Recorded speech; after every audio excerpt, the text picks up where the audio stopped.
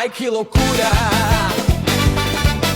Diretamente de dentro da sua cabeça. Começa agora, Esperon que ouça o seu resumo semanal da semana. Meu nome é Matheus Esperon, aqui comigo hoje, Gustavo Ângeles. E Gustavo, e vagabundo tá lá. Será que Carlo E Ancelotti vagabundo vai tá lá. convocar o Neymar? Será que o Ancelotti vai convocar o Neymar? Explica esse meme aí pra galera, quem não tá sabendo, um meme que tomou a internet de assalto, né? Caralho, mano, muito impressionante, cara. É um canal chamado The Sola, que é um canal da galera da TNT, que veio do Esporte Interativo, foi criado pelo Casimiro e pelo Certezas, mas foi continuando sendo usado pela galera da TNT Esporte, né, depois que fez a mudança. E aí, pô, eles fazem vários vídeos com uma abordagem um pouco mais leve, falando das paradas. E, cara, esse vídeo é antigo, mano, ele é da chegada do Neymar, tipo, é perto da chegada do Neymar no Santos, ano passado, e o tema nem é o Neymar, é tipo assim, é um tema babaca, tipo assim, o que você faria com 20 milhões, alguma coisa assim. E aí eles vão falando besteira, e aí, caralho, mano, do nada, recentemente um perfil no Twitter, o Gato Tier List, pegou os vídeos e começou a fazer versões desses vídeos, tipo, versões cinema mudo, versão Star Wars, e o bagulho estourou de um jeito absurdo, mano, muito foda. Tá colocando o original aqui pra ilustrar pra galera? Ah, posso colocar. Beleza. Vagabundo tá lá. Será que Carlo Ancelotti vai convocar o Neymar? E o Neymar não consegue andar em linha reta. Porra, impossível, velho. Dá, cara. Simplesmente não dá. Será que deveria convocar ele já nessa primeira convocação? E o Neymar andando igual o Tô Doido do Zorra Total. Porra. Cara, muito bom. As versões realmente só melhoram. A versão samba, tem versão do próprio Ancelotti, ele falando, tá ligado? Cara, bom, muito bom quando o meme surge assim organicamente, ele vai... Caraca, lindo. E aí, inclusive, galera, você que tá ouvindo aqui o começo do programa, eu não gosto de futebol. Isso vai além do futebol, porque isso entra num grupo muito gostoso do ódio, que toda vez que eu vejo esse meme na timeline, toda vez que eu vejo uma nova versão dele nascendo, tal como no Jurassic Park, né, que a vida encontra o caminho, eu só consigo pensar assim, o Neymar deve estar muito puto com isso. Porque com certeza isso chega nele e com certeza, do jeito que ele é infantil, ele fica muito puto com isso. Muito. Não, assim, e como essa parada, ela surgiu no futebol e ela transbordou pra outros lugares. Então, assim, certamente já chegou nele. E aí, tipo assim, pra quem não entende nada de futebol, tá completamente alheio à situação, existe uma grande discussão sobre levar o Neymar à Copa ou não. E aí, qual que é o ponto? O ponto é que o Neymar não tem conseguido jogar bem há muitos anos. O Neymar é um jogador fantástico. Se ele fosse um cavalo, ele já teria sido sacrificado. Exatamente. Ele, é um jogador muito foda, ele foi um jogador muito bom, um dos melhores que a gente já viu, bababá, fez temporadas incríveis, é um cara realmente muito foda. Ele no Barcelona era absurdo, na época do Barcelona, né? O trio MSN era bom demais. É, muito bom, ele realmente é um jogador fantástico, que fez escolhas terríveis na carreira, de sair, por exemplo, do Barcelona pra ganhar muito dinheiro no PSG, foi uma escolha terrível, que... A carreira dele começou a desandar a partir daí. Depois ele teve muitas questões físicas e não consegue mais desempenhar futebol em alto nível há muito tempo. E aí, quem te falar o Neymar não é um bom jogador, aí você pode ver que essa pessoa não entende futebol, porque ele foi um cara realmente fantástico. Só que, ao mesmo tempo, ele tem a personalidade que ele tem, que é uma pessoa extremamente mimada, uma pessoa extremamente egocêntrica, uma pessoa que nunca teve alguém em volta dele pra dizer não. Então, assim, ele foi criado... É muito parça em volta, né? É muito parça. Então, assim, é uma figura fascinante dos nossos tempos. Eu acho que é um cara que demanda a gente olhar com uma certa atenção, até porque, futebolisticamente, ele é interessante como figura... socialmente como figura, de uma figura midiática interessante, só que ao mesmo tempo... Ele representa o que é um jogador de futebol no século XXI, porque assim, ele age mais como uma celebridade, eu diria até como uma web celebridade, do que como um jogador de futebol. É muito maluco isso, né? E aí foi se desenvolvendo essa figura que acabou pegando o ódio de muita gente e esse ódio que as pessoas têm do Neymar é muito por culpa dele, entendeu? Ele estimulou isso com as atitudes ou falta de atitudes dele, com a forma como ele lida com o mundo, a forma como ele lidou, por exemplo, com a política, porque a forma como, por exemplo, ele revela o voto dele nas eleições de 2022 é patética. Se o cara quer votar no Bolsonaro, ele vem e fala as razões por que ele quer votar no Bolsonaro. Faz uma coisa... Ele fez um videozinho dançando Bolsonaro em 22, tá ligado? Nossa, sim, pode crer. Tipo assim, o Certezas falou isso e ticou uma parada em muita gente que que o Neymar, ele é raso. Em tudo que ele faz, ele é raso. Nada tem profundidade. Então, essa personalidade dele acabou gerando muito ódio. Então, tipo, essa parada da convocação do Neymar já tá sendo transformada em política de novo. É Lula versus Bolsonaro. Neymar vai ou não vai. Quem é de esquerda não quer que ele vá, quem é de direita não quer que ele vá. E aí, nesse contexto em que o Neymar tá fazendo de tudo pra ir pra Copa do Mundo, inclusive autorizar a campanha dos parças, pressionando o Ancelotti, o tal de Rafael Zulu, um ator que não é nem o maior Rafael, nem o maior Zulu, e muito menos o maior parça do Neymar, que é o Gil Cebola. Ou então o Chris Guedes. Aí a gente vai ter que discutir quem é o maior parça do Neymar. E aí... Enfim, ele virou pro... Cara, é fantástico, porque ele fez um post no Instagram, carta aberta ao senhor Ancelotti. A Disney sem o Mickey não existe, hein? Se orienta. E isso é tão lindo, é fantástica a burrice. É fantástica a burrice disso. Primeiro, caralho, mano, é muita burrice. Primeiro assim, se você quiser ir na Disney e não ver o Mickey, você consegue, né? Você pode ficar só no parque de Star Wars e pronto. Pra começar. Segundo, o melhor amigo do Mickey é o Pateta. Não sei se você vai querer ser classificado como Pateta. Pois é. Beleza. Em terceiro lugar, meu irmão, você não é ninguém. Ele é a parça do Neymar hoje em dia. Eu não sou ninguém também, mas eu não tô falando isso pro Ancelotti. Eu sou merda. Tá maluco? Se você virar pro Ancelotti, o Ancelotti ele ganhou milhões de Champions Leagues, é um dos maiores técnicos da história. Foi um jogador de futebol absurdo. Ele tá há anos fazendo isso, não abaixando a cabeça pra ninguém, pra vários jogadores muito maiores do que o Neymar no futebol, pra ver um cara virar e falar, se orienta, que porra é essa, cara? Que maluquice. E aí, e aí também, ao mesmo tempo, já tem uns documentários no YouTube do Neymar e tal. Dizem que ele tava fazendo com a Netflix, né? Que a ideia era meio que combinar. Tem isso. Convocado e ele não foi. Tanto que tem a cena dele vendo a convocação ao vivo, patética, que ele tá deitado ali, recebendo a massagem, que ele fala, pô, Ancelotti, e eu? Tipo... Só tá sendo filmado, dizem porque é isso, era pro documentário, era pra pegar a reação dele, só que ele não foi convocado. E aí nesse contexto surge um vídeo que trata essa situação toda com humor, porque a realidade é essa. Enquanto o Neymar acha que ele tem que ser convocado porque sem ele não tem Copa, o Neymar realmente acha que não tem seleção brasileira sem ele. E muita gente acha também, é uma loucura. A seleção brasileira, ela é muito... Por coincidência, eu tô com essa camisa. Eu não sabia que o Esperão ia puxar esse papo, não. Mas, assim, a seleção brasileira... Essa camisa é do futebol da seleção feminina, não é nem da masculina. Tanto que não tem estrelas, se você for reparar aqui. #feminismo. E aí, assim, a seleção brasileira, ela é o que é, sem o Neymar, e depois que ele sair, provavelmente ela vai continuar do mesmo tamanho, porque ele não sei se o Brasil vai ganhar, e se ele for, não sei se ele vai ser importante pra ganhar. Só que ele precisa que as coisas sejam sobre ele, porque na vida dele sempre foi um protagonista no futebol, e hoje em dia ele tá perdendo esse protagonismo. Nesse tempo surge o meme, e vagabundo tá lá, porque é isso, ele tá sem condição física. Na época que eles gravaram o vídeo, aí de fato o Neymar tava muito mal fisicamente, era completamente impensável considerar que ele pudesse chegar bem na seleção. Hoje ele tá até conseguindo jogar. Andando igual tô doido. Só que, moleque, é engraçado, né? Porque daqui a pouco ele vai fazer um gol contra um time merda da vida e vai comemorar igual eu tô doido, né? Pois é. Não, então vai mandar um recadinho, tipo... Tem o último gol que ele fez, ele falou isso. Ele falou, aqui é na Kings League. Tipo, amigo, esse não é... Esse não é a aura que você acha que você tá farmando, sabe? Ao falar isso. Mas... Enfim, eu gostei que o podcast começou na força do ódio, é isso, galera. Sim. Então...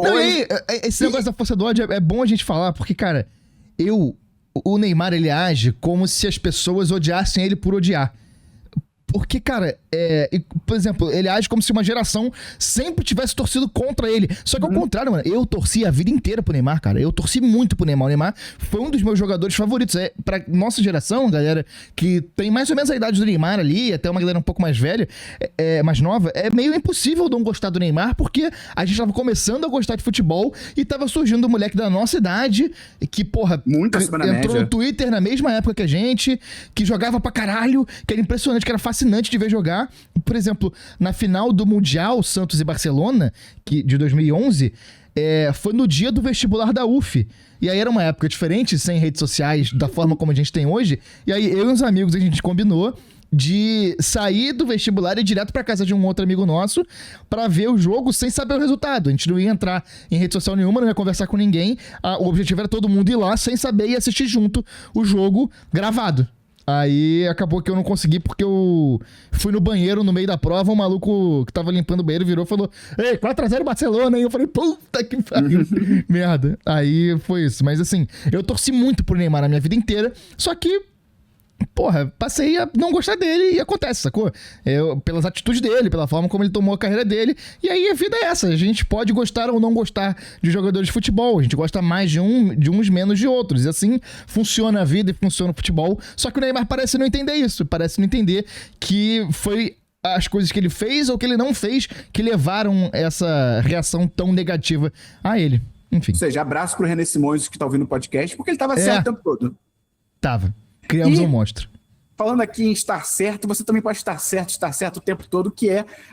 não, me perdi. Que é você usando o timecode que tá na descrição, eu não sei pra onde ir com esse link, são os números mágicos que tem aqui nas informações desse episódio do podcast, você pode tocar e ir pra qualquer lugar, qualquer sessão aqui da nossa conversa. Depois tem algum assunto que você não tem muito interesse, tipo esse agora do futebol, foi além do futebol, mas pode ter pulado, ou então alguma coisa que a gente vai dar spoiler, você não quer receber o spoiler, a gente sempre avisa antes, mas você pode tocar e pular. Mas, Gustavo, vale o aviso. Cara, vale o aviso que às vezes a gente vai por lugares diferentes. Por exemplo, a gente começou falando de meme, foi falar de futebol, falou de mídia, falou de psicologia, sociologia, redes sociais, da nossa experiência. Então, assim, às vezes, caminhos inesperados levam por jornadas inesquecíveis. Então, se você pular um tema, pode ser que você perca algo.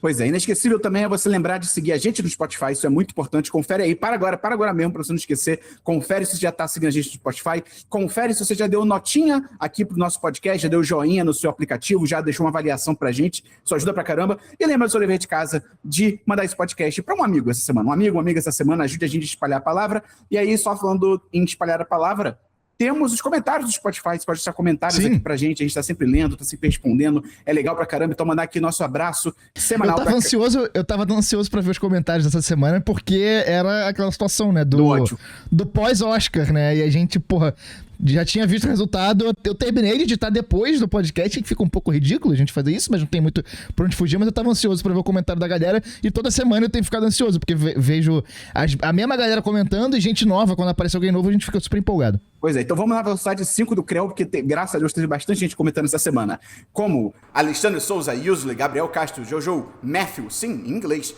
Bruno, Joana Cardoso, Luísa Santana, Isaac Carmo, Luiz Carlos, Maria B.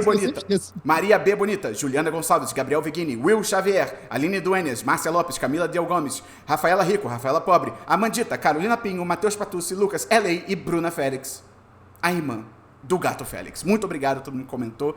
E é isso. O prompt de comentar essa semana é o quê, Gustavo? Já vamos meter logo. É o seguinte, eu quero pedir pra quem estiver nos comentários avisar se você vê o vídeo ou só em áudio mesmo. Porque sim, eu quero saber, eu tô curioso para ver se as pessoas assistem nosso vídeo, se elas vêm só em áudio ou se varia, comenta aí qual é a preferência de vocês. E eu queria também elogiar nossos ouvintes comentaristas, porque, os comentários estão muito engraçados, cara. Eu acabei de falar que eu fico ansioso para ouvir, para ler, mas eu fico ansioso também porque os comentários são muito espirituosos, nosso público é muito inteligente. O público aqui é de primeira categoria, né, cara? Não tem como. Então, se você acompanha o podcast por vídeo, comenta, veja o vídeo. E se você só acompanha por áudio, bota só áudio. Então, veja o vídeo... Só ovo. Não, vamos facilitar para as pessoas. Só veja o vídeo, só áudio. Ou um dos dois. Comenta aí. E aí, só para terminar os recados aqui, Gustavo, eu lancei o primeiro vídeo do canal do YouTube, né? O primeiro vídeo falado, sentadinho, conversando ali com a câmera e tal. Fiz o review do... Mais de 1 minuto e meio, né? Pois é, mais de 1 minuto. Mais de 3, né? Porque ele é insano, né? O próprio Instagram, se você lança um vídeo de mais de 3 minutos, ele fala, 3 minutos eu não vou indicar pra ninguém, não. Tipo, ele fala isso, é muito insano. Então... Se quiser, vai, mas eu não vou falar nada. Não é culpa minha. Então lancei o primeiro vídeo, ficou com 6 minutos só, de Casamento Sangrento. Fiz o review do Casamento Sangrento, uma versão mais longa do vídeo que eu postei nas redes sociais curtas. Então, quem puder dar uma moral, entra lá, comenta, dá uma curtidinha, vê até o final. Tem um negócio de dar hype, que como eu não uso YouTube no celular, eu zero sabia que isso existia. O pessoal da vizinhança lá que me explicou. Então, quem puder dar hype também, é só arrastar a parte de comentários pro lado, dar um hype ali e tal. Pode deixar um feedback lá, na real, um tipo de feedback que eu recebi bastante. E eu também, editando, percebi que eu tava muito acelerado. Eu tô muito ainda com a cabeça de vídeo curto. Vai ter que acostumar, né? É normal, assim, o primeiro vídeo, mas eu mesmo editando, eu já tava assim, caraca, não só a edição, mas eu tô falando rápido pra caralho, tipo, não precisa, porque é foda, mano, vídeo curto, todo segundo conta, os 3 primeiros segundos, tem que pegar a pessoa, e aí, ai meu Deus, qualquer qualquer peido que você parar pra dar é motivo pra pessoa passar o vídeo. E no YouTube, realmente não é assim. É outro ritmo e tal. Então, próximo vídeo que eu gravar... É uma merda isso, né? Porque é uma coisa que ninguém gosta. Quem tá vendo não gosta, quem tá fazendo não gosta. É só por uma... pra agradar o algoritmo criado pelas redes capitalistas, cara. É uma merda isso. Pois é, então próximo eu já vou gravar mais devagar e tal, mas quem puder, entra lá, deixa um feedback e tal, o que você achou, vai ter link na descrição. E aí, Gustavo, só falando aí um assunto que você mencionou rapidamente, a gente tem que falar do Oscar 2026, né? É verdade. Rolou semana passada, no último domingo. Inclusive, a gente fez uma live, foi muito legal, entrou mais gente do que a gente esperava, foi muito bacana. Muito boa, muito boa. A gente ficou todas as 4 horas de premiação online ali comentando. Obrigado a todo mundo que participou com a gente. Nossa, eu terminei, moleque, exausto a live, eu tava derretido quase. Eu também. E aí, o que derreteram foram nossas chances de ganhar alguma coisa, né? Fomos roubados. Não, o que derreteu foi a postura do Oscar de que é igualitário e porra nenhuma, porque ganhou aquela merda daquele filme do Paul Thomas Anderson. E depois da premiação, o pessoal foi resgatando argumentos pra odiar esse filme e eu tô odiando ainda cada vez mais, cara. Pois é, a gente perdeu todos os 5, se eu não me engano, que a gente tava concorrendo, né? Alguns super fazia sentido a gente não ganhar, tipo, pô, melhor filme. Nunca ia ganhar, beleza e tal. Melhor ator, era complicado, poderia ganhar, mas era complicado também. Porra, nunca ganha médio, porque ganhou essa porra, entendeu? Não, mas dentro da lógica do Oscar era muito complicado ganhar, tá ligado? Mas assim, filme internacional, elenco e talvez fotografia, nós fomos roubados. Com toda certeza. Sim. É garantido, porque filme internacional, loucura, você dá pra valor sentimental. Elenco, deu pro filme que escalou um bando de A-list de Hollywood. Parabéns, hein? Vai ser esse problema, né? A gente achou que a gente teve a ilusão de que seria algo justo, mas na verdade é só o filme que tiver mais famoso. Pois é, e fotografia também perdeu, aí eu... Internet, o filme, ia ganhar pra caralho. Pois é, né? Então foi essa lógica insana. E aí eu queria trazer algumas... Óbvio, não vamos falar aqui todos os vencedores, perdedores, se você que está ouvindo já está careca de saber. Fala que meu microfone broxou sozinho, pena que não deu pra ver. Ele tem uma hastezinha que ele fica em pé, deixa eu prender ele de novo aqui. Então a gente não vai comentar, obviamente, todas as categorias, mas tem algumas interessantes aqui pra gente destacar. Primeiramente, a diretora de fotografia Autumn Durand Arcapau, ela se tornou a primeira mulher a ganhar o Oscar de fotografia em 97 anos de premiação, que é insano. Que bom que aconteceu, né? Mas é insano. Então até essa derrota do Antônio Veloso não dói tanto, porque, porra, pelo amor de Deus, né? Aí sim, tem o que o Gustavo falou, né? Uma batalha após a outra, foi o maior vencedor da noite, com 6 Oscars. E aquilo, né, cara, a gente comentou muito do Batalha Após a Outra na live e também um pouquinho no último episódio, assim. Eu acho que o grande problema desse filme, até quando o Gustavo comentou sobre o que ele achou e tal, é isso, ele é aquele típico filme, tava até um pouco óbvio, em retrospecto, era até um pouco óbvio que ele ia sair grande vencedor, porque ele é o tipo de filme que ele finge que ele tá comentando alguma coisa, ele finge que ele tá criticando alguma coisa, olha, a mensagem política que eu tô fazendo, só que se você for analisar minimamente, ele não tá criticando porra nenhuma, ele faz dois ladismos, ele fala que os dois lados são doidinhos, ele critica as revoluções, ele usa estereótipos, ele sexualiza mais uma vez as mulheres negras e tal. Então, assim, é um filme totalmente problemático, só que pra academia e pros votantes idosos brancos, em sua majoritariedade que estão ali, eles vão achar que é um filme, nossa, super disruptivo, ele está falando sobre a situação da América atualmente e tal. E o filme é uma merda, desculpa quem gostou, óbvio, aí tudo bem, literalmente, desculpa quem gostou, mas assim, a gente aqui acha o filme uma merda por causa disso, então foi uma pena ele ter saído vencedor, mas também assim, era óbvio, né, era um pouco óbvio que isso ia acontecer. Pecadores, que era o segundo maior concorrente ali, né? Levou 4, incluindo o melhor ator, como a gente tinha adiantado semana passada. O Michael B. Jordan foi muito alçado pelas polêmicas que aconteceram e tal. Não é injusto, não acho que também é a vitória. Pelo menos foi ele que ganhou, né? Que se ganhou o Leonardo DiCaprio, aí eu ficar puto. Ou então poderia ganhar o Timothée, que perdeu, e o pessoal comentou uma parada que eu achei muito verdadeira, que assim...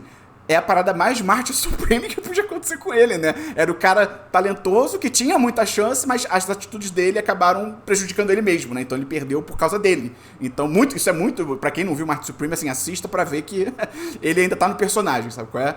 A Amy Madigan levou a atriz coadjuvante por A Hora do Mal. Legal por ser... é um filme de terror no Oscar, e não só sendo indicado, mas sendo premiado. E é terror mesmo, né? Então, bacana pra caramba isso. Golden levou a melhor canção original pro Delírio da nossa vizinha, da Joana, que até agora ela tá jurada ali na barreira do Espírito Santo, onde ela mora.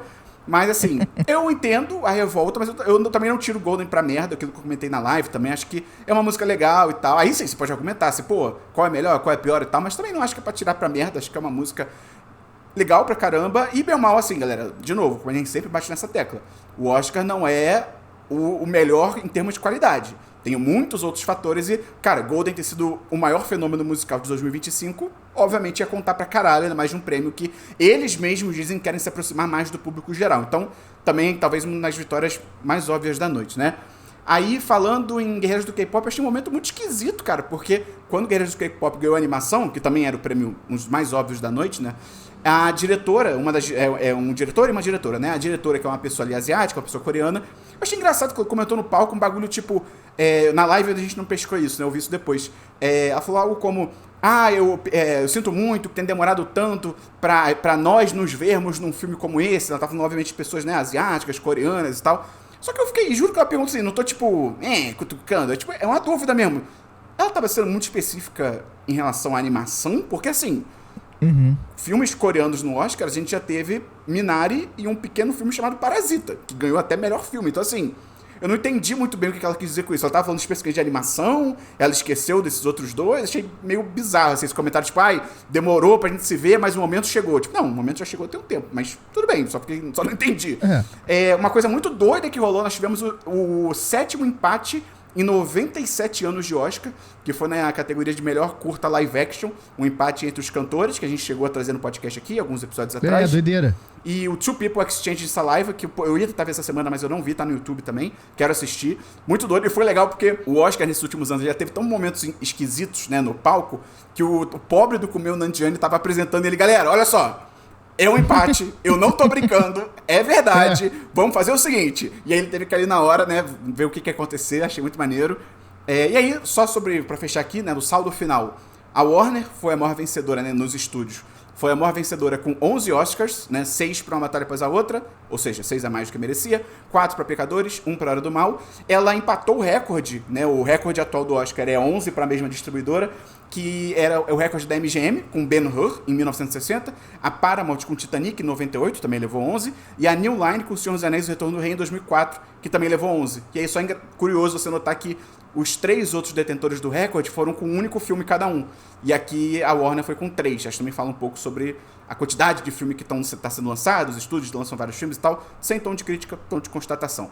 Por outro lado, Pecadores quebrou o recorde de derrotas, porque ele foi indicado em 16 categorias, bateu o recorde de indicações, mas perdeu em 12. E o recorde anterior, que alguns filmes dividiam, era de 11. Então ele se tornou o maior perdedor da história do Oscar.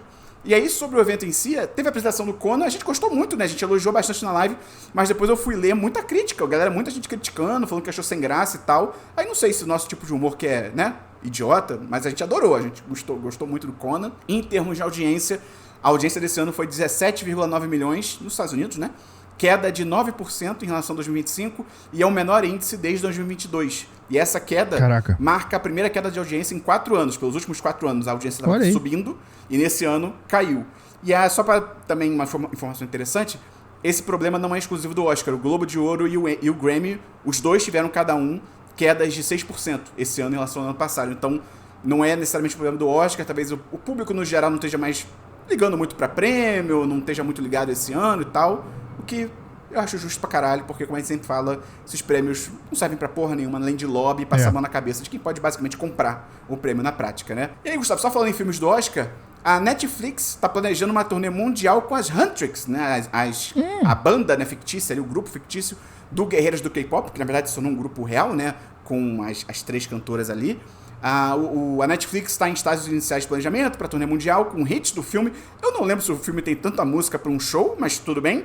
E a ideia é que esses shows passem por uma dúzia de grandes cidades ao redor do mundo, então seja uma turnê mundial, em locais que comportam entre 10 mil e 20 mil pessoas. Então a ideia é que aconteça no ano que vem, 2027, antes do lançamento do segundo filme, que não oficialmente deve chegar em 2029. Animação, né? Demora pra cacete e tal.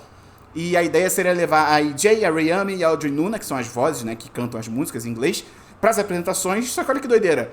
Como elas têm agendas muito complicadas, também existe a possibilidade de serem versões virtuais das personagens. Aí eu acho loucura. Aí não, né? Aí eu acho loucura. Você pagar pra ir num show e não, as mulheres não estão lá, tipo, as artistas não estão lá, tipo, é tipo o Gorillaz, só que até quando o Gorillaz faz isso, tem o Gorillaz, tá ligado? Tem uns caras lá, mesmo que eles estejam escondidos em alguns shows, eles estão lá, então assim, doideira essa porra. E aí eu queria perguntar pro público aqui, você, público, iria num show das Huntrix? Eu iria, se fosse com elas presentes, eu iria.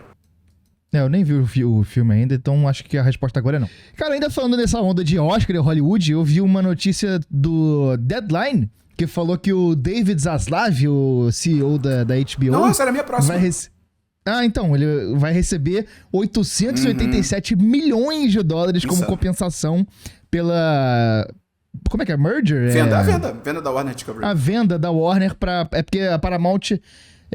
a fusão da Paramount com a Warner. E aquilo, né? A incompetência premiada, porque o cara ele não valorizou a marca a ponto de fazer ela valer mais e ser uma venda melhor. Ele sucateou a parada o máximo que pôde, fez a marca passar vergonha com várias mudanças de nome do streaming. Tomou decisões ia vender pra um, ia vender pra outro, aí voltou atrás.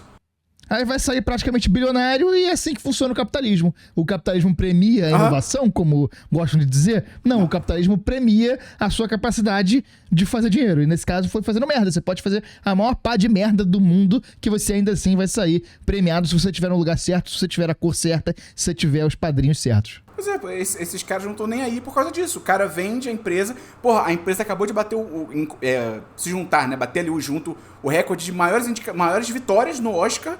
E foda-se, e vai ser vendido, e não tá nem aí, e vai... Entendeu? Então, é muito complicado, cara. Os caras realmente... Por isso que eu já tô nem pra arte. O cara vai sair com quase 1 bilhão de compensação, né? Que os caras chamam de Golden Parachute, que é um paraquedas dourado, o nome da parada. É tipo, você vai se fuder? Então, pelo menos você vai sair com 1 bilhão de dólares. É loucura, cara. Hollywood, né? Tem mais uma notícia, Gustavo? Esqueci de perguntar. Tenho mais uma notícia, sim. É bastante triste, cara. No fim de semana passado, no último domingo, a médica oncologista Andréa Marins Dias foi assassinada durante uma perseguição policial em Cascadura, na zona norte aqui do Rio. E, cara, os detalhes do caso estão todos aí nos portais de notícia e tal. Eu só queria trazer aqui porque eu vi muitos amigos negros fazendo uma reflexão muito triste sobre isso, que é como você pode se erguer na vida, você pode fazer tudo da forma como mandam você fazer. Lá atrás, aquela forma idealizada, tipo assim, que prometem pra você, você pode... trabalhar, você pode ascender na carreira pelos estudos, você pode fazer tudo certo a vida inteira, que no final, se você for negro, você ainda vai ser confundido com bandido, que foi o que aconteceu com a Andréa. Ela tava num Toyota Corolla por volta das 8 horas da noite e acabou baleada dentro do carro porque confundiram ela como bandida. Acharam que o carro era um carro que tinha sido assaltado recentemente, tomou um tiro. Então o Brasil e o Rio de Janeiro perdeu aí uma médica que fazia pesquisa, uma mente que trabalhava pelo bem das pessoas e principalmente pelo bem das mulheres. Ela tinha uma pesquisa grande na área da endometriose, então é uma pessoa que ajudou muitas pessoas e que no final acaba sendo assassinada pela polícia só por ser negra. Então é só mais um caso triste como esse que a gente tem para mostrar que não adianta, a gente tem que mudar a estrutura para conseguir fazer ficar bom para todo mundo, porque tem muita gente que tá em risco só por existir. E se for dessa forma, não tem como ser bom. Não, e só pra completar, depois o pessoal foi ver ainda que o carro que a polícia tava atrás não era nem da cor do carro dela. Então, assim... Nossa. Aí o pessoal falou, né? Eles não estavam ligando pra cor do carro, estavam só ligando pra cor de quem dirige. Viram uma mulher negra num carro, em tese, um carro mais bacana, talvez. E aí, foda-se, deve ser roubado, vamos atirar nela. Primeiro, já achar que é roubado já é insano. Você... é roubado, vou atirar. Que porra é essa, tá ligado? É muito bizarro. Essa... Cara, tem até um canal chamado X-Racing, né, que viralizou uma época com o Casemiro, ele fazia os reacts, ainda faz, né, algumas vezes e tal, que pra quem não conhece é um canal de YouTube que o cara recebe vários vídeos de motoqueiros pelo país e tal, o grosso vem de São Paulo, e aí ele bota os vídeos, né, compilações de pessoas no trânsito, aí tem acidente, tem quase batida, tem susto, tem coisas engraçadas que as pessoas flagram na rua e tal. Tem uma categoria específica desses vídeos dele, que são os enquadros de moto, que é pessoas, ou os policiais gravando uma abordagem policial na rua e tal, né, nas rodovias e tal. Tem perseguição, às vezes, as perseguições até bem cinematográficas, é muito doido.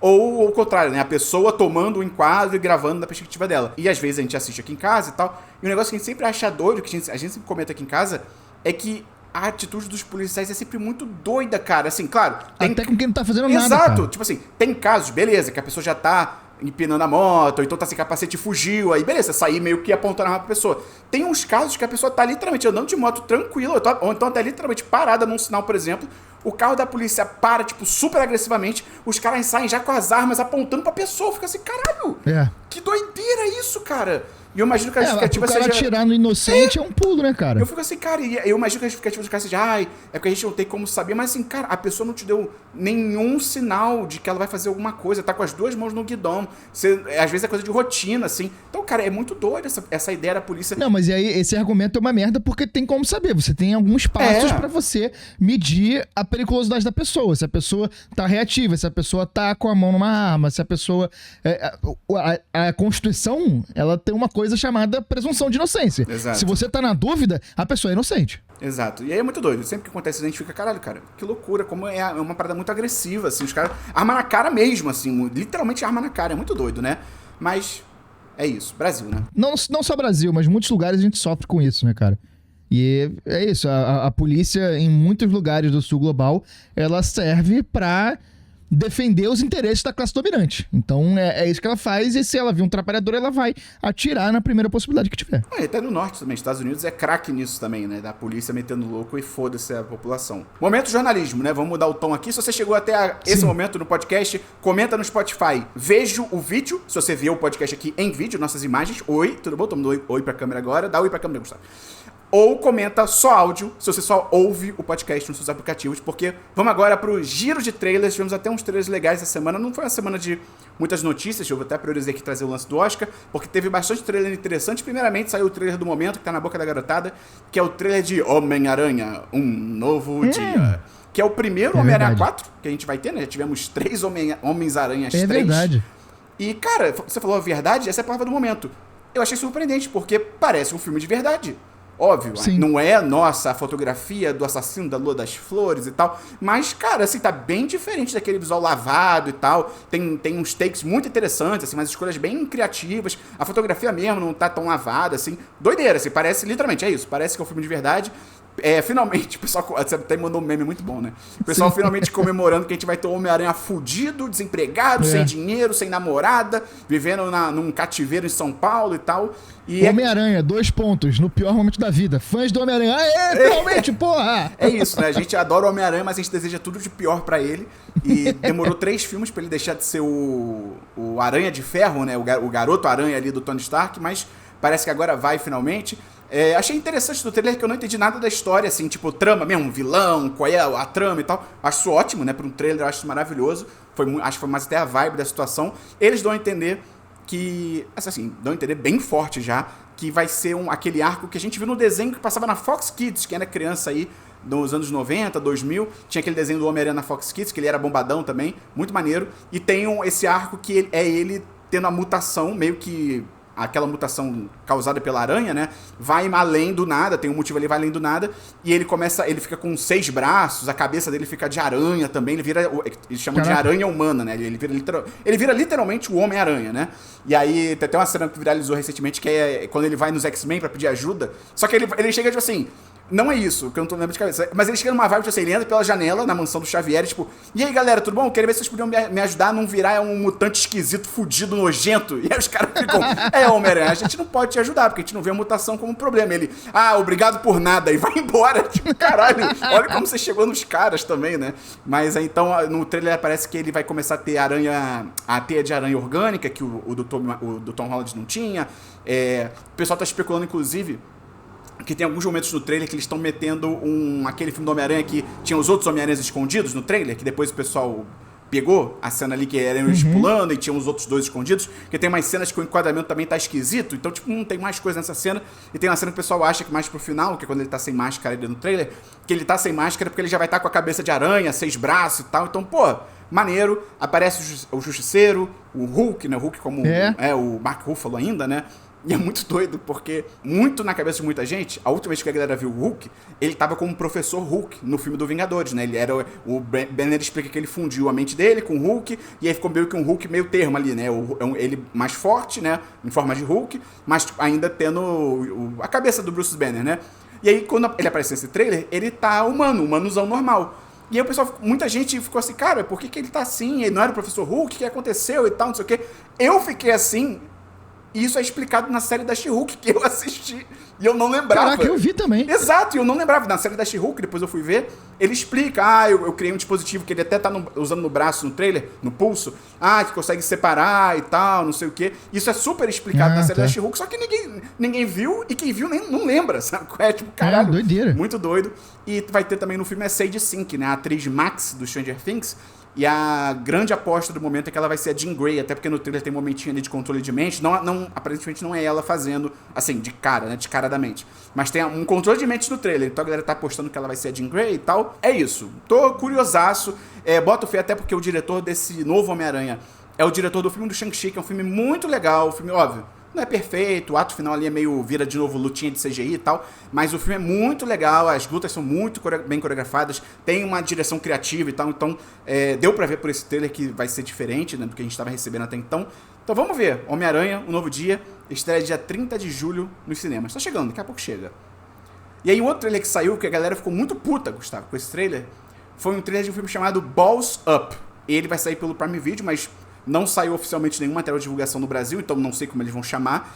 Consigo entender um certo motivo do porquê eles não estão divulgando esse filme aqui no Brasil ainda, porque é uma comédia com o Mark Wahlberg e o Paul Walter Hauser. O Paul Walter Hauser, pra quem não tá ligado, é aquele cara... Eu sou gordo, tenho lugar de fala. É aquele cara que ele é um cara maior e tal. Ele fez aquele filme do Corra que a Polícia Vem Aí. Ele faz o assistente ali do principal. Ele faz o preso do Blackbird, da série da Apple TV Plus e tal. É um ator muito bom, ele é muito engraçado, ele é muito versátil e tal. E aí, cara, a sinopse é uma insanidade. Ele e o Mark Wahlberg trabalham numa empresa que, pelo que eu entendi, é uma empresa que faz camisinhas, e aí eles desenvolvem a primeira camisinha que cobre... Aí, se você tem menos de 18 anos, para de assistir o programa, tá? Ela cobre o pênis e as bolas. Por que alguém ia querer isso? Eu não sei, tá ligado? Eu não sei. Mas no filme é visto como, caralho, que foda, não sei o quê. E aí eles tentam, olha a loucura. E aí eles tentam fazer uma parceria com a Copa do Mundo de futebol. Beleza. E aí, o trailer dá a entender, isso não é muito bem explicado, dá a entender que eles não conseguem essa parceria, eles são demitidos, e eles vão pro Brasil pra ver o jogo da final da Copa do Mundo. E sim, a Copa do Mundo estava sendo no Brasil, ou seja, é uma timeline alternativa em que não rolou 7-1. O Brasil chegou na final contra a Argentina, inclusive.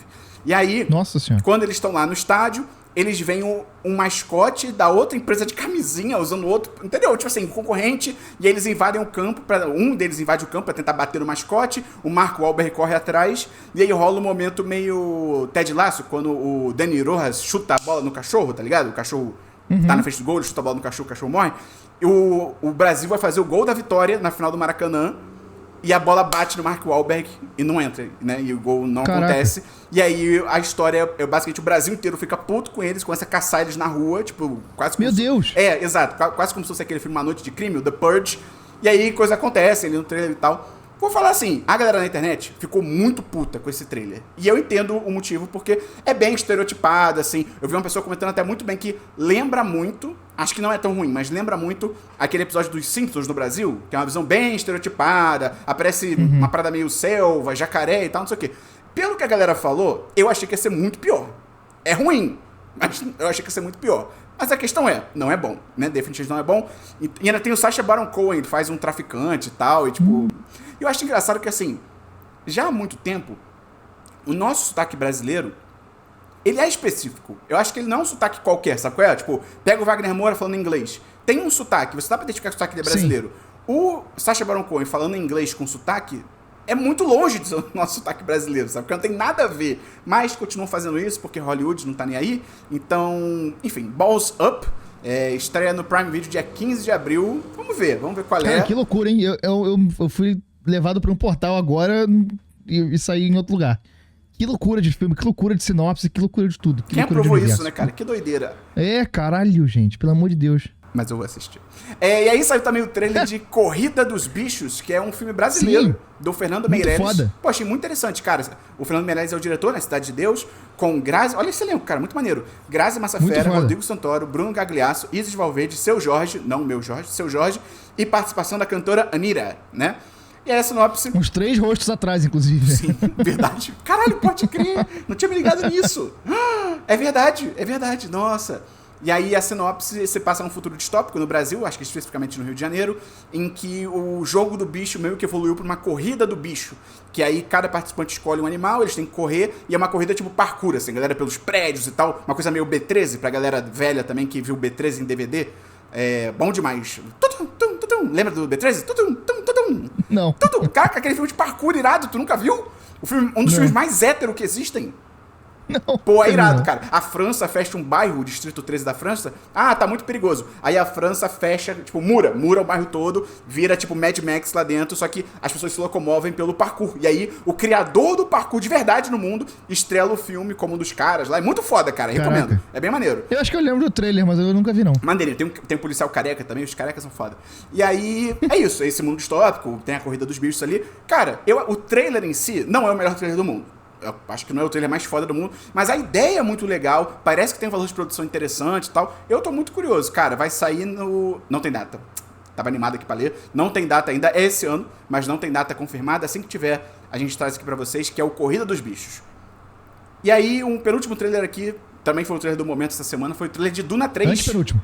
Eu também tenho um. Ah, desculpa. Então, antepenúltimo trailer aqui é o Duna 3, Desafio em Tóquio, também dirigido pelo Denis Villeneuve, tem um grande elenco dessa vez, cada vez eles expandem mais esse elenco, né? Tem o Toyota Chevrolet, Rebecca Ferguson, Zendaya, Anya Taylor-Joy, Jason Momoa, Florence Pugh, Josh Brolin, Javier Bardem, Stephanie Sessian, Robert Pattinson, uma galera muito boa.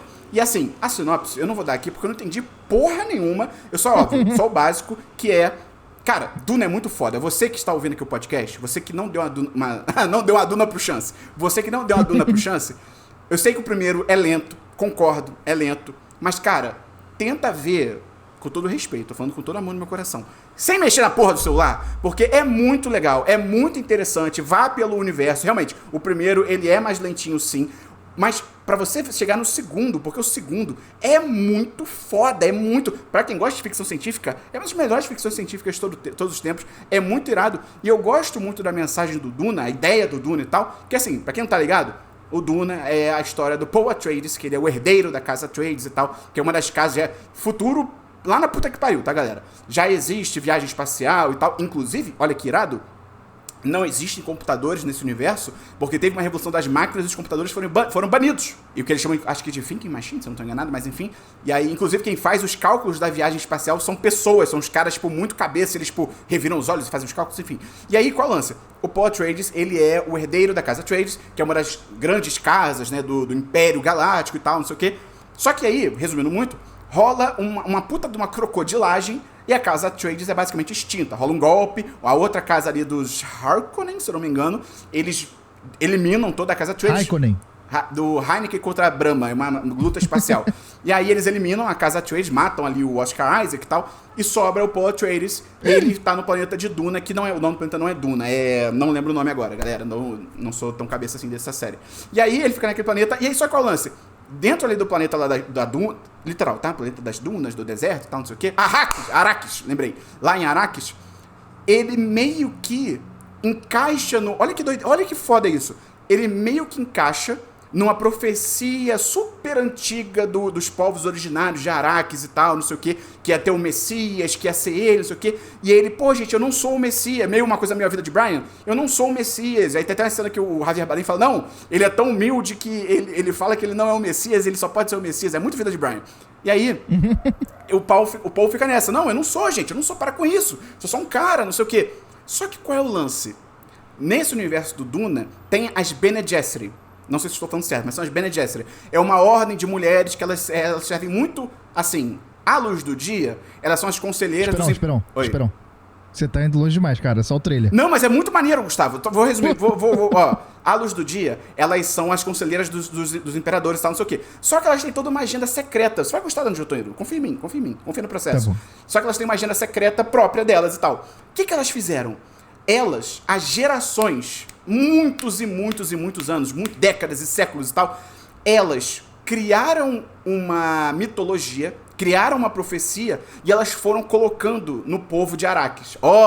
Tem o Messias, um dia vai vir o Messias, um dia vai vir o Messias, um dia vai vir o Messias. Só que isso é tipo de séculos e séculos e séculos pra chegar eventualmente no Paul Atreides, que ele foi geneticamente pensado, geneticamente escolhido e tal, pra ser esse Messias e servir o propósito que elas plantaram há tipo, eu não sei se é isso, tá? Mas assim, há 2000 anos no povo de Arrakis. E funciona. E aí o Paul acaba virando o Messias, ele acaba aceitando ali, contra a vontade dele, ser o Messias do povo, e ele começa, meio que contra a vontade, mas ele começa uma jihad. Ele começa uma guerra santa entre toda a galáxia, liderando ali o povo de Arrakis e tal. Cara, pra tu ter ideia, é papo de bilhões de mortos nessa Guerra Santa, assim, é absurdo e é muito foda, porque a ideia do Frank Herbert, que escreveu os livros de Duna, foi mostrar justamente como que essa questão da religião é perigosa, essa questão de culto ao líder é perigosa, mesmo que você não queira ser um tirano, você pode ser corrompido e tal, muito do caralho, e parece que o terceiro filme vai dar um salto temporal e vai adaptar justamente a parte meio da guerra rolando ali e tal. Então, cara, muito interessante, estreia dia 18 de dezembro nos cinemas. Duna 3. Tem mais livros depois, mas eles estão vendendo como uma conclusão final, porque depois tem uma minhoca gigante, literalmente uma minhoca gigante humana, que não dá pra fazer. Melhor não, realmente, melhor não. Traz seu trailer aí. Cara, saiu o trailer, alguns trailers essa semana estão saindo pelas redes sociais aí, do filme documentário Zico, o Samurai de Quintino, que é o documentário sobre a história do Zico, o maior jogador da história do Flamengo. Os documentaristas tiveram acesso a um acervo gigantesco da Globo, que vai ter muita coisa boa, e pelos relatos de quem eu ouvi que tá próximo da produção, parece que o filme vai vir pra emocionar, assim, pra quem é flamenguista acho que vai ser indispensável, mas pra quem é fã de futebol acho que vale a pena ver também, porque, pô, o Zico é um cara que a história dele, o legado dele é muito... Porra, as pessoas criticam muito sem saber, saca? Tipo, você vê nas redes sociais o desrespeito que as pessoas fazem ao Zico, a figura dele, por ele ser do Flamengo, que é natural também, as pessoas desgostam muito do Flamengo e, por consequência, tentam diminuir tudo que vem do Flamengo, aí diminuem a história do Zico, sendo que o Zico, ele é um cara fantástico. Por exemplo, um cara que... Eu tava vendo um vascaíno falar essa semana que o Zico sempre defendeu o Vasco, sempre defendeu o Dinamite, é um cara que sempre defendeu o lado correto das coisas, e um cara que sempre foi correto com todo mundo. O cara do bem. Exatamente, um cara do bem, cara. Porra, quem vai vendo nas minúcias, porra, o Zico vai num ambiente, obviamente ele chama atenção, porque ele é o Zico, e, cara, ele vai falar com todo mundo, com a maior simpatia do universo, e só vai sair de lá quando tiver falado com todo mundo que quiser falar com ele. É um exemplo das coisas que ele faz. É o anti-Neymar. Exatamente. E aí esse filme ele vai mostrar a carreira dele, teve acesso a várias matérias do Zico jovem, então assim, vai ser bastante interessante ver um outro lado do Zico que a gente não vê tanto, assim. Ele então, é um ídolo no Japão, né? Eu acho isso muito legal, né? Ele foi pro Japão numa época que ninguém ia, né? Ele basicamente fundou o futebol do Japão. Isso é muito legal. Basicamente isso. E até hoje a galera ama ele lá, né? Exatamente. Então o filme sai nos cinemas dia 30 de abril, nos cinemas, Zico, o Samurai de Quintino. Já tem trailer aí em alguns lugares, redes sociais e tal. Eu vi no cinema, bem legal. Se você procurar no YouTube Zico, o Samurai de Quintino, você vai achar. Pô, maneiro. E pra fechar, saiu o trailer de um filme que ninguém vai reconhecer de nome, chamado Wild Horse 9, como se fosse o Cavalo Selvagem 9. Eu não entendi também o nome, porque eu não vi o filme ainda, mas ele é o novo filme do Martin McDonagh, que de nome talvez a galera não conheça, mas, pô, ele é o diretor de Os Banshees de Inisherin, 3 Anúncios para um Crime, 7 Psicopatas e um Shih Tzu, e Na Mira do Chefe, que vários desses que eu falei são filmes premiados, indicados ao Oscar, alguns venceram o Oscar e tal. É um diretor muito maneiro, vai ser um filme estrelado pelo John Malkovich, Sam Rockwell e Steve Buscemi, e a sinopse, muito do caralho. O filme se passa logo antes do golpe de Estado no Chile, em 73, em que o John Malkovich e o Sam Rockwell fazem 2 agentes da CIA, agentes secretos ali da CIA, né, disfarçados e tal, que estão no Chile, são enviados para a Ilha de Páscoa, porque vai rolar o golpe, eles têm que fazer alguma coisa ali pro golpe, não sei o quê. Só que é muito interessante porque, primeiro, os dois são os idiotas, especialmente o John Malkovich, né, eles são... esse diretor adora esses personagens meio bobões, meio toscos e tal, meio sem tato social. E é muito maneiro porque eu vi algumas críticas de uma galera aqui no Brasil, tipo, lá vai os Estados Unidos fazer um filme sobre a ditadura, não sei o quê, sabe, meio que... naquela vibe de os Estados Unidos invadem um país e 10 anos depois faz um filme sobre a invasão, coitado do soldado.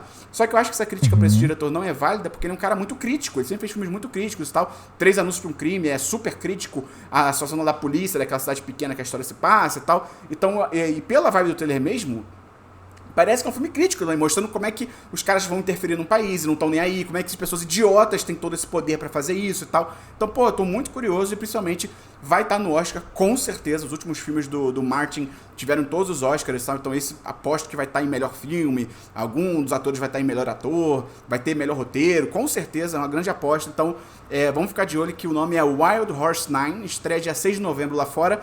Não tem data pro Brasil, mas ele é da Searchlight, e a Searchlight Pictures tem distribuição aqui no Brasil. Então, com certeza chega em novembro também, só não sabemos o nome ainda, mas quando tiver qualquer informação nova, a gente traz aqui no podcast.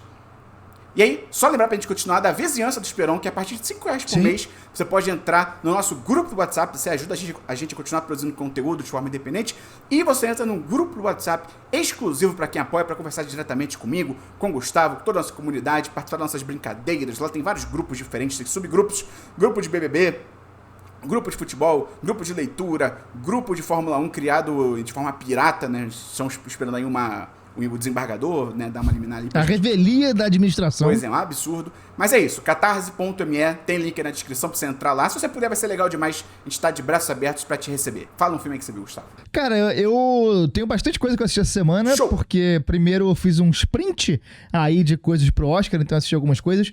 Mas antes disso, eu vou falar de um documentário que eu assisti chamado Inside the Manosphere, dentro da machosfera, do documentarista Louis Theroux, que resolveu mergulhar nesse mundo aí, Red Pill, dos influencers e da chamada machosfera. Ele entrevistou grandes influencers que compartilham conteúdo de Red Pill na internet para entender um pouco mais desse mundo. E, pô, cara, é simplesmente assustador, assim. É muito cruel esse tipo de coisa, porque é uma filosofia que foca no sofrimento da galera.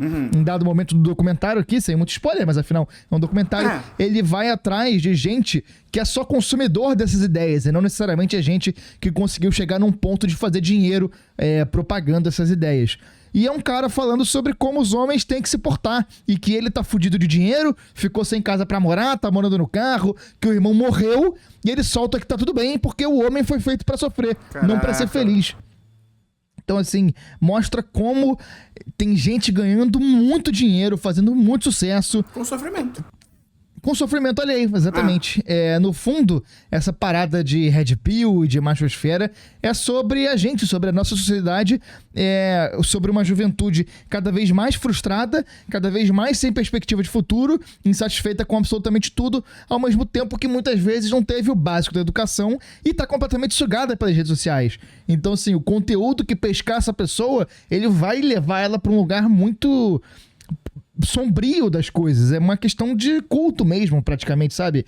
A gente já viu muitas coisas falando sobre como as pessoas caem em cultos, aí seja cultos religiosos ou afins, e isso é basicamente isso, você pegar o sofrimento de uma galera e você capitalizar em cima. Não, e pessoas vulneráveis, né? Pessoas tão vulneráveis, tão sem saber o que fazer, e você, aqui é a solução incrível, e aí a pessoa cai, né? É foda. E assim, tanto que muitas vezes esses caras, eles ficam bombardeando conteúdo relacionado a dinheiro, ostentação. É uma promessa de uma vida nova pra essa galera que é tão fodida, mas que no fundo nunca vai chegar ao topo. É um grande esquema de pirâmide que a galera que tá lá em cima fatura muito e a de baixo fica achando que vai escalar essa montanha e no fundo acaba só sendo esmagada. Por tudo isso eu recomendo esse documentário principalmente pros homens. Acho que é meio obrigatório porque a gente tá entrando numa etapa da história em que a gente precisa estar atento e precisa saber o que vai esperar. A gente precisa saber, a gente precisa conversar, a gente precisa entender que tipo de pessoa a gente vai estar conversando daqui a pouco, porque essa galera vai chegar, né, cara? Uma galera de 15, 16 anos, 17, 18, daqui a pouco tá no mundo do trabalho, daqui a pouco vai estar chegando nessas esferas e a gente vai ter que saber como tirar essa galera daí. A gente tem que estar pelo menos preparado para isso. E aí, por exemplo, essa semana, a gente teve o exemplo de um tenente-coronel aqui no Brasil, mesmo, da PM, que matou a mulher e que tinha esses exatos argumentos Red Pill, da machosfera, essa baboseira de que a mulher tem que ser submissa, que o homem tem que mandar, acabou dando em morte. Então, assim... Não, e só sobre esse caso, você viu que quando ele chegou na delegacia pra ser preso, ou em qualquer lugar que seja, ele foi abraçado pelos colegas, filmaram de longe, o cara abraçando ele, tipo, recebendo, tipo, né, que droga. Então, é um absurdo, né? É foda. Absurdo, mano. Absurdo. Tá onde ele? Tá na Netflix. Dentro da machosfera, Inside the Manosphere. Recomendo bastante, cara. Como o documentário, ele não é muito arrojado, mas é interessante, porque o documentarista se coloca dentro do documentário e, cara, ele é um cara que representa o oposto do que essa galera fala, que é uma pessoa normal. Ele não é forte pra caralho, não não performa esses ideais de masculinidade que a gente vê essa galera falando. Então, esse contraste dele entrevistando a galera é muito interessante, porque a reação da galera quando é confrontada é muito interessante. Porque maneiro. Tem uns que tem raiva e tem outros que meio que percebem o que ele tá tentando fazer, mas são burros demais pra conseguir escapar. Então, pô, eu recomendo não só o tema, mas recomendo como... Acho uma aula de entrevista, por exemplo. Eles botam bastante essa relação do documentarista com o objeto, então eu achei bastante interessante. Pô, maneiro, vou assistir. Como é que é o nome mesmo? Dentro da Machosfera? Inside the Manosphere ou Dentro da Machosfera na Netflix. Pô, maneiro. Cara, você falou aí de Maratona do Oscar, que você falou que fez, né? Eu vi 2 curtas que estavam indicados ao Oscar, né? O primeiro é o Jane Austen's Period Drama, que é um dos curtas live action que estavam indicados, né, nesse Oscar. Tem 13 minutos só, tá no YouTube. Super maneirinho, assim, achei bem legalzinho. Assim, como eu acho que eles não têm o direito da obra da Jane Austen, é tudo meio genérico, assim, mas claramente se passa num universo ali de Jane Austen, né, aquela época antiga do Reino Unido, as mulheres e os homens super, né, chiques e tal, não sei o quê. E aí é muito legal, porque a personagem que é pra ser tipo a... Caramba, como é que é o nome da mulher do Orgulho e Preconceito? Elizabeth. A Elizabeth do Orgulho e Preconceito tá quase sendo pedida em casamento pelo personagem que é pra ser o Sr. Darcy, né, ali em comparação, quando desce a menstruação dela. E aí suja ali o vestido e tal, só que aí a grande crítica da parada é os homens não entenderem isso, né? E não é algo tão distante, né? Ainda hoje em dia. E aí quando o cara vê o sangue, ele, meu Deus, você tá machucada, vou te levar pra um médico, e sai correndo, e leva ela, e eu preciso de um médico, não sei o quê. Cara, muito maneiro. Eu falei desse curta semana passada? Acho que não. Então, beleza. E aí, chama o médico. Oscar você falou que não tinha assistido, então beleza. Então, chama o médico. Acho que eu falei na live. E aí, do Oscar. E aí, ela chamou o médico e tal. Então, assim, é todo engraçadinho, assim, tem umas sacadinhas bem legais. Não é, nossa, o curta mais foda de todos os tempos, mas é divertidinho. De novo, tem 13 minutos só. E é legal porque a galera que fez é de comédia. Tipo, era uma dupla de fazer sketch, de comédia e tal. E é o primeiro projeto deles mais roteirizado, assim, sabe? Vamos fazer um bagulho roteirizado. E foi indicado ao Oscar. E eles mesmos ficaram assim, caramba, que doideira, fomos indicados ao Oscar. Então, vale a pena ver, tá no YouTube, é Jane Austen's Period Drama, vai ter o nome aí na descrição pra você procurar. Eu dou um 4/5, sólido 4/5. E aí, o outro curta que eu vi, também tava indicado ao Oscar, esse é mais curto ainda, tem 8 minutos só. Esse é de animação, na real, eu botei aqui como live action, mas é de animação. Que é o Retirement Plan, que é como se fosse plano de aposentadoria, que é narrado, né, pelo Domhnall Gleeson, que é o ator Hux do Star Wars, o... Puta merda. Do novo Dior? Não sei. Ele. E aí, é sobre já começa com um cara mais velho, assim, velho mesmo, cabeça branca e tal, falando coisas que ele vai fazer quando ele se aposentar. Quando eu me aposentar, eu vou ter tempo pra pescar. Eu vou ter tempo pra não sei o quê. Eu vou poder fazer tal coisa. Várias coisas vão mostrando ele fazendo. É bem boladinho, assim, algumas são engraçadinhas e tal. E basicamente, não dá pra falar muita coisa, porque tem 8 minutos só. A grande ideia do curto é tipo, né, esse lance que a gente tem de no futuro eu vou ter tempo, vou fazer. No futuro eu vou ter tempo, vou fazer. E nem sempre isso é verdade, nem sempre é do jeito que a gente pensa. Então, uma mensagem meio de, vamos tentar viver o momento e tal. Meio batido, mas acho que é legal a forma como eles fazem. Um 3.5 de 5, é honesto. Retirement Plan, tá no YouTube também, dá pra achar de graça. Talvez esse você tenha que usar só VPN, porque só tá disponível nos Estados Unidos, se não tô enganado. Mas você dá seus pulos pra achar. Sim. Traz um aí. Eu vi também um documentário indicado ao Oscar que não venceu, que foi o A Vizinha Perfeita, cara. Muito legal. É aquele documentário que mostra uma vizinhança negra na Flórida com uma vizinha branca que acaba estragando a vida de todo mundo, porque ela é uma filha da puta, e o grande lance do documentário é que ele é basicamente as imagens de câmeras corporais dos policiais. Então ele retrata as idas dos policiais ao bairro, a forma como a mulher aborda as pessoas negras em volta. É, cara, realmente muito bom. Não, e eles iam, tipo, 50 vezes lá, então tem muito material pra, tipo, os caras usarem, porque toda hora a mulher chamava, tipo, as crianças estão no meu gramado. Aí, tipo, eles iam ver, tipo, não, cara, não estavam, e vai embora. E, agora tá fazendo barulho. Tipo, não, gente, não estão. Então, era um inferno, né? Bem legal, cara, recomendo bastante, tá na Netflix, A Vizinha Perfeita. Mais um que eu assisti do Oscar é o Sonhos de Trem, filme que tem o diretor de fotografia brasileiro, Adolfo Veloso. Foi roubado. Caraca, Cara, mas pelo menos quem ganhou foi legal, né? A direção de fotografia. Pelo menos isso. Mas, assim, cara, realmente a fotografia do filme é impressionante, assim. Cada frame que você olha parece um quadro. Ele consegue fazer o céu ser praticamente um personagem do filme, sabe? O ambiente ser um personagem, ao mesmo tempo que... fala sobre um cara que trabalha com madeira. Ele já, tipo... pegando madeira pra ferrovia de trem. ali nos Estados Unidos nos anos 1900. E aí, em vários momentos da floresta, ele filma a floresta como se fosse, tipo, enorme e as pessoas pequenininhas. Então é uma floresta que engole as pessoas. Então é muito interessante isso.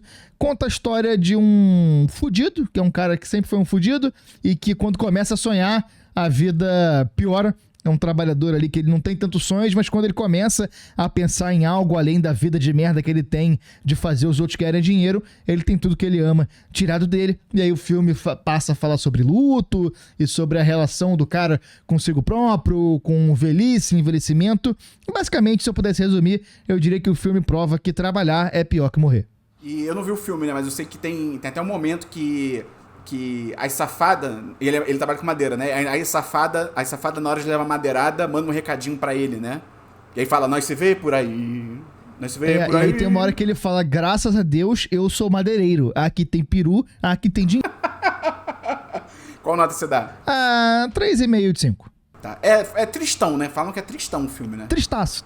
Ixi. Tristaço pra caralho, mas, pô, tem umas reflexões legais e tal.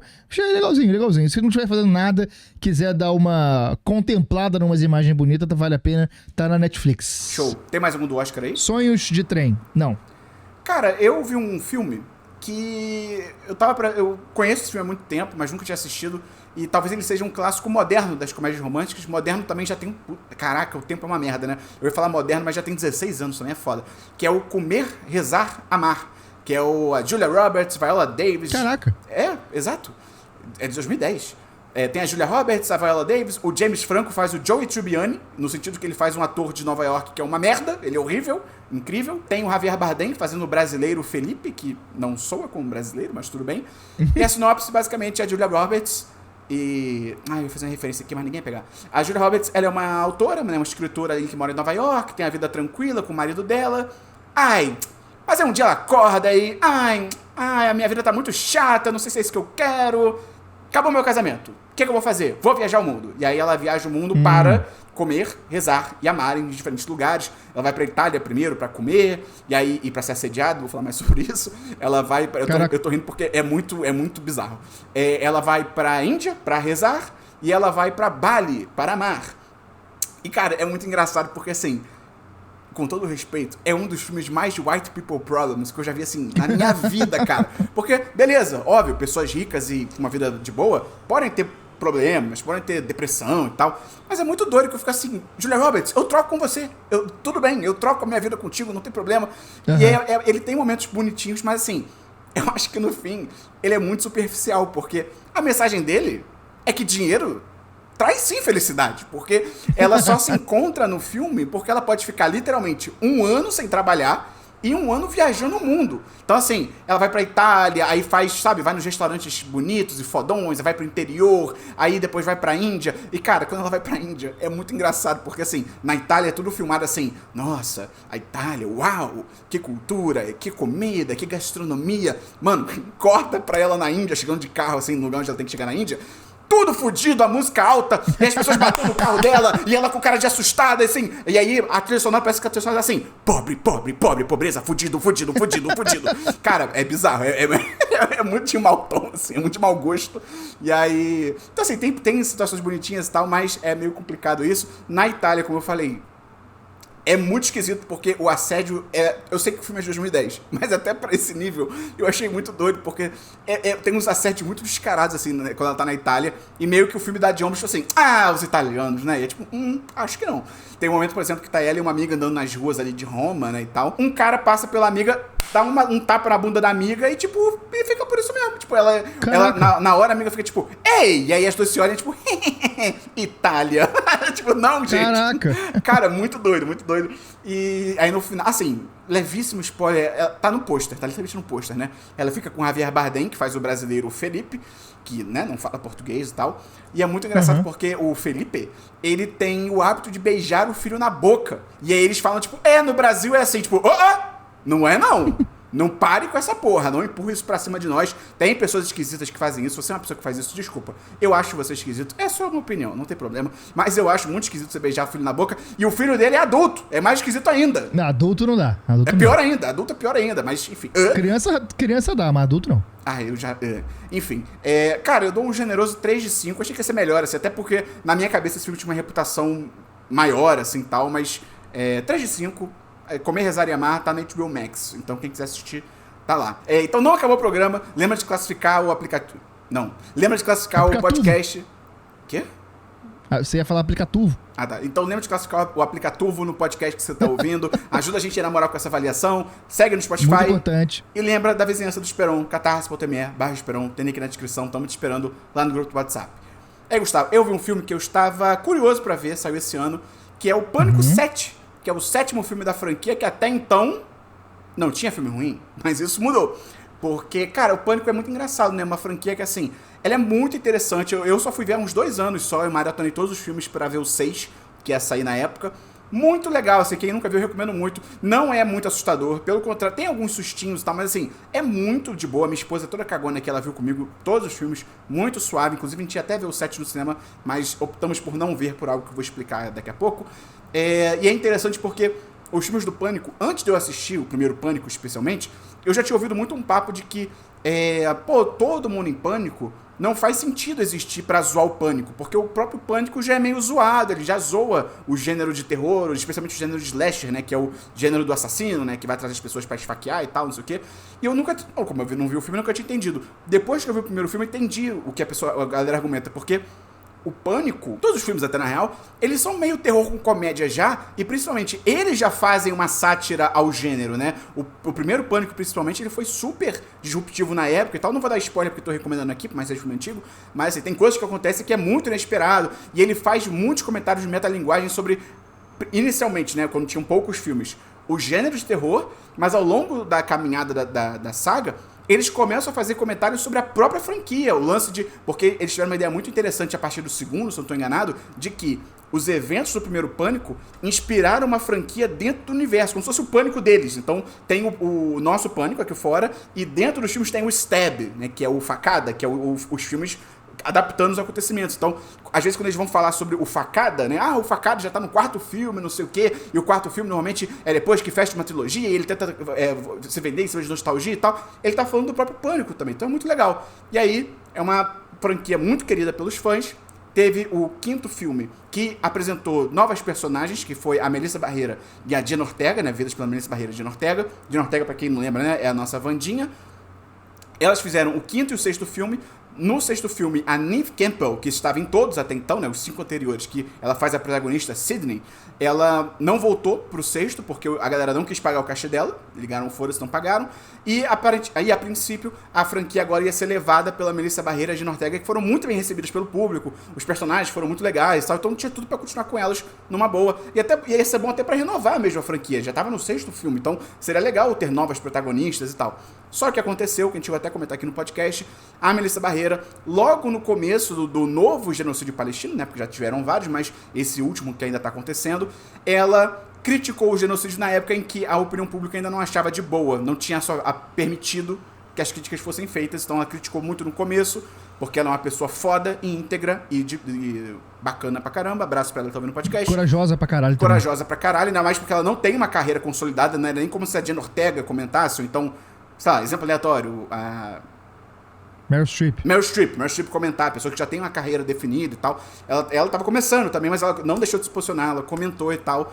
E por consequência, a Paramount demitiu ela do 7º filme. Ela já tava escalada pro 7º filme, mas ela foi demitida por entre 1 milhão de aspas, comentários antissemitas, o que, né, vai tomar no cu. E a Jenna Ortega, vendo essa demissão, também, ela se demitiu do filme, né? A Melissa Barreira foi demitida, a Jenna Ortega se demitiu. Muita gente diz na maciota que a Jenna Ortega também meio que usou isso pra sair do filme, porque quando ela fechou o contrato no 5º filme pra fazer o 6º, o 7º e tal, normalmente se faz isso, né, em franquia, né, se fecha contrato pra vários filmes, ela ainda não tinha estourado como Wandinha, então muito provavelmente o contrato que ela fechou, o cachê dela devia estar muito abaixo do que ela tava ganhando na época, então também dizem que, assim, legal ela ter saído, não tô criticando, mas também dizem que ela também usou essa situação pra sair do contrato e não receber menos do que ela deveria receber. Mas enfim, o ponto é, elas duas saíram.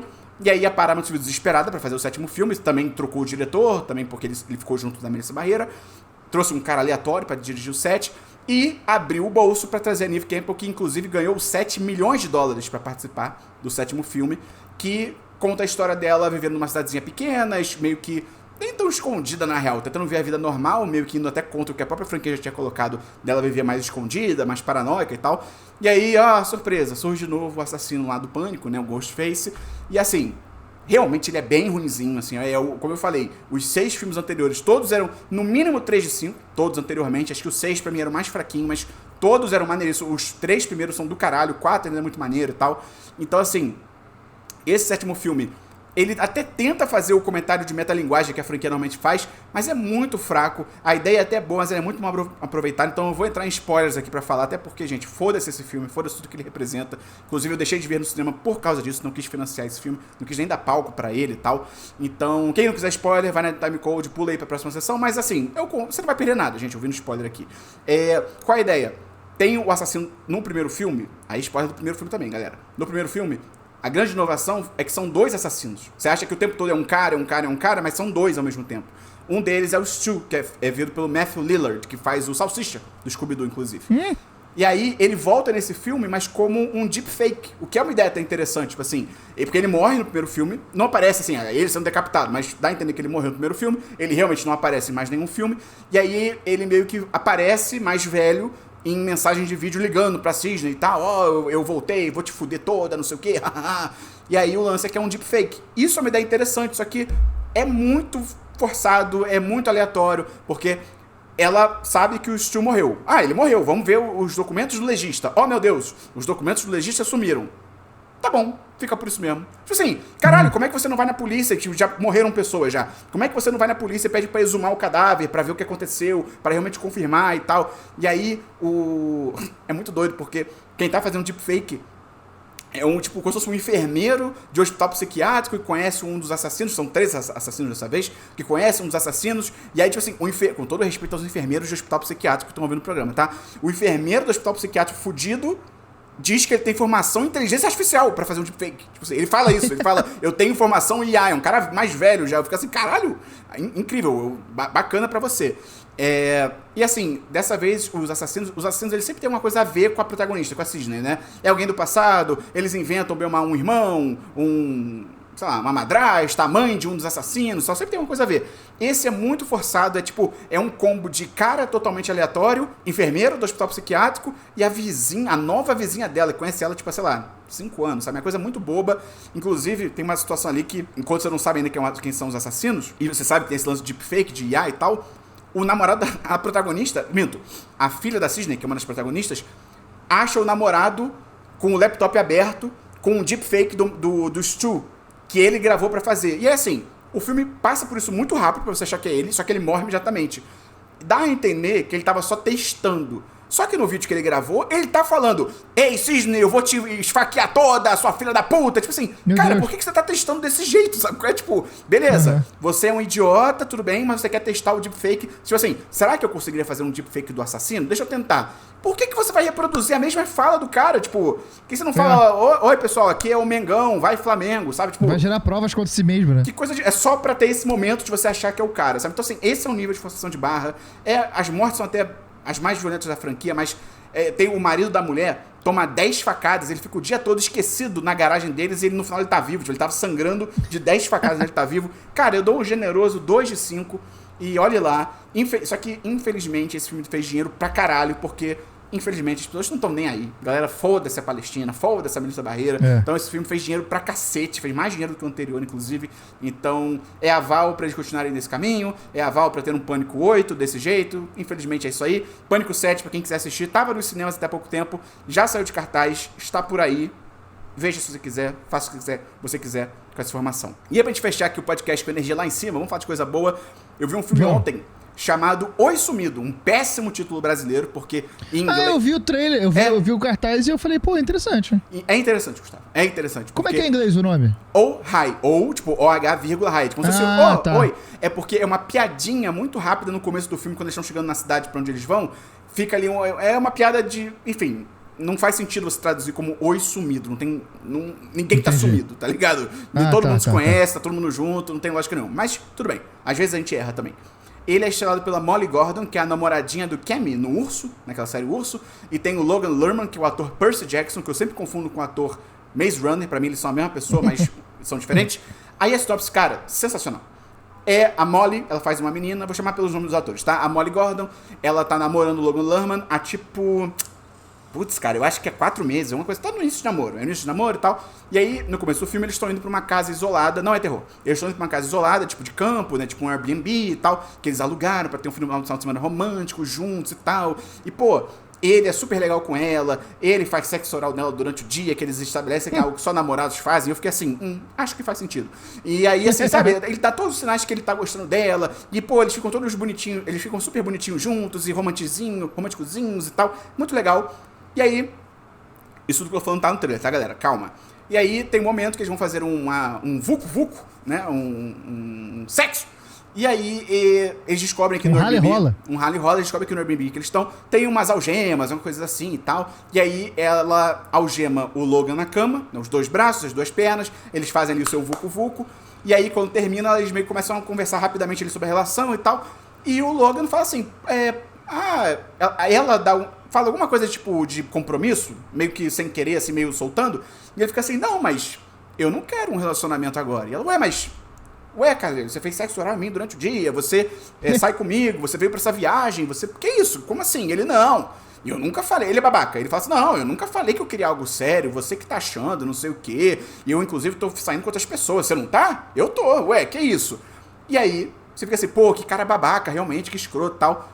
E aí é muito bom, porque a reação dela... E ele fala assim, acho que talvez então a gente deva parar de se ver, vamos terminar e tal.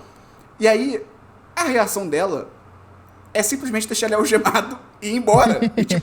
E ela deixa ele algemado. E aí, ela assim, galera, eu sei que existe um estigma negativo de chamar de mulher de maluca. Certo? Uhum. Todos aqui concordamos com isso. Não é legal. Sim. 90% dos casos que um homem chama uma mulher de doida, de maluca, é o homem que é escroto. Ele que fez ela ser maluca. Exato, né? Ele fez ela ser maluca. Não é o caso desse filme. Porque ela é meio doidinha assim, galera, desculpa, porque... Não, e várias pessoas concordam com isso e tal, porque assim que eles terminam, ela vai pro YouTube e pras redes sociais, começa a tentar, cara, meu Deus, terminou meu namoro, deixa eu ver o que eu posso fazer e tal, e ela encontra uma psicóloga falando que, em muitos casos, o homem, quando termina, ele não quer terminar de verdade. Ele acha que ele quer. Então você tem que fazer ele enxergar a verdade. Eu já trabalhei com casais que, inclusive, ficaram 24 horas juntos no mesmo cômodo para resolver seus problemas. E na cabeça dela, ela fala, quer saber? Vou fazer igual. E ela deixa ele algemado por 12 horas no quarto. Meu Deus. Pra ele tentar mudar de ideia, ela fica conversando com ele e tal, não sei o quê.